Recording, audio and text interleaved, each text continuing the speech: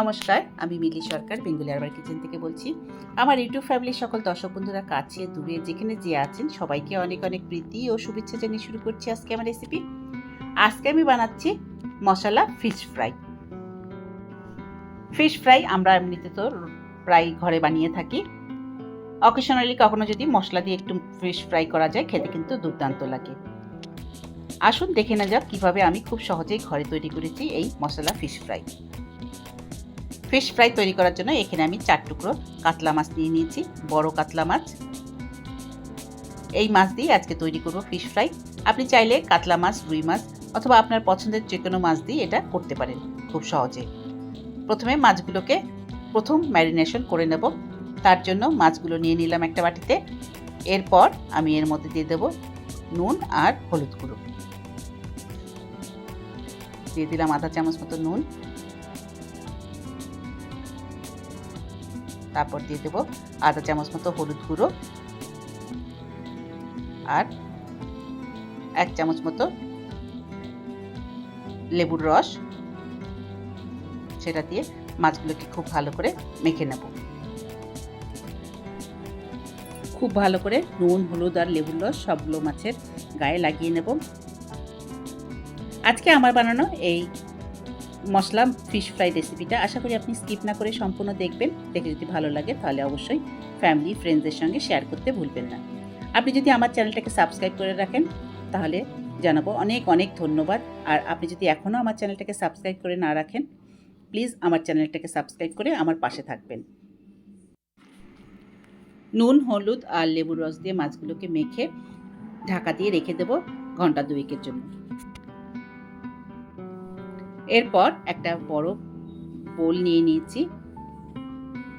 এর মধ্যে সেকেন্ড ম্যারিনেশনের জন্য প্রথমে দিয়ে দিলাম নুন, তারপর দিয়ে দিচ্ছি হলুদ গুঁড়ো। এখানেও আধা চামচ করেই দিয়েছি। এরপর দিয়ে দিলাম 1 চামচ জিরের গুঁড়ো, 1 চামচ ধনের গুঁড়ো আর দিয়ে দেবো 1 চামচ লঙ্কার গুঁড়ো। তারপর দিয়ে দেবো 1 চামচ গরম মশলার গুঁড়ো।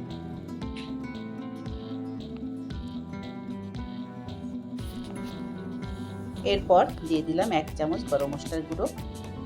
তারপর দিয়ে দিচ্ছি 1 চামচ মতো, একটু বড় চামচের 1 চামচ বেসন।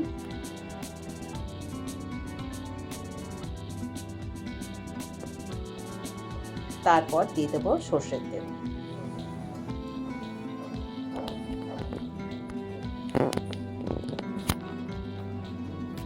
এর মধ্যে কিন্তু সরষের তেলটা দিলে বেশ ভালো লাগে। দিয়ে দিলাম সরষের তেল। এখানে আমি 2 চামচ কিন্তু সরষের তেল দিয়েছি। তারপর দিয়ে দিচ্ছি লেবুর রস। এখানে একটা লেবুর রস করে নিয়েছিলাম, প্রথমে একটু দিয়েছি আর বাকি লেবুর রস যেটা বাকি ছিল সেটা আমি দিয়ে দিলাম। এগুলো দেওয়ার পর তারপর আমি এর মধ্যে দিয়ে দেবো আদা রসুন পেস্ট, সেটাও 1 চামচ।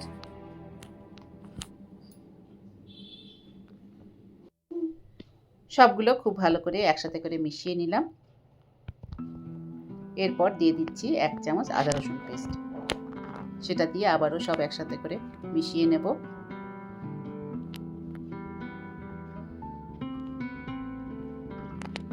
এদিকে ঘন্টা 2 পর যে মাছটাকে নুন, হলুদ আর লেবুর রস দিয়ে মেখে রেখেছিলাম সেই মাছ সবটাই দিয়ে দিচ্ছি মশলার মধ্যে। তারপর হাত দিয়ে খুব ভালো করে মশলাগুলো মাছের গায়ে লাগিয়ে নেব।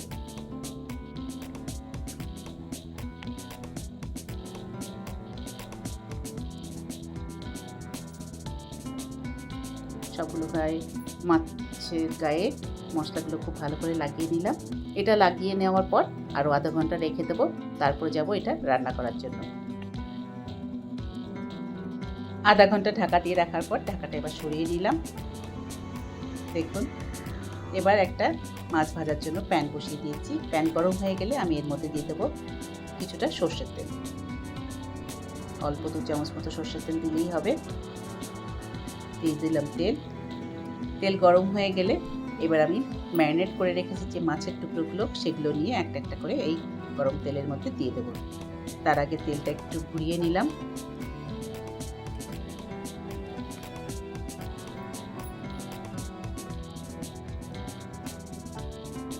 এরপর মাছগুলোকে নিয়ে একটা একটা করে মাছ এই তেলের মধ্যে দিয়ে দেবো।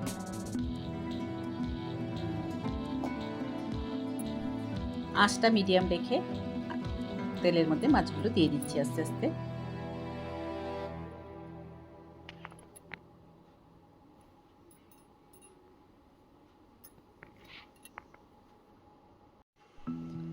মাছ দিয়ে দেওয়ার পর কিছুক্ষণ অপেক্ষা করব, তারপর আস্তে আস্তে এগুলোকে উল্টে দিচ্ছি।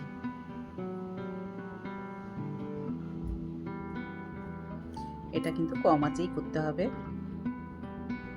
তাহলে ভেতর পর্যন্ত মাছ ভালোভাবে ভাজা হয়ে যাবে।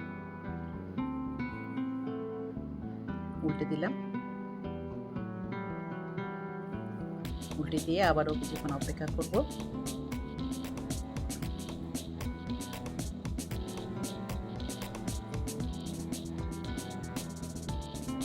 এরপর ধীরে ধীরে আবারও একটু উল্টে দেবো যতক্ষণ না মাছটা বেশ লাল লাল হয়ে যায়।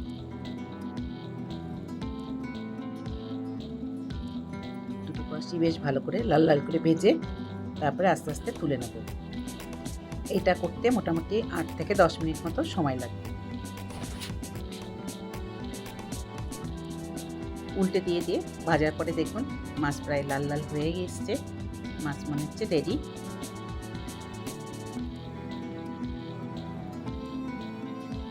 এবার আবারও একটু উল্টে দিলাম, দেখুন কেমন সুন্দর রং এসছে।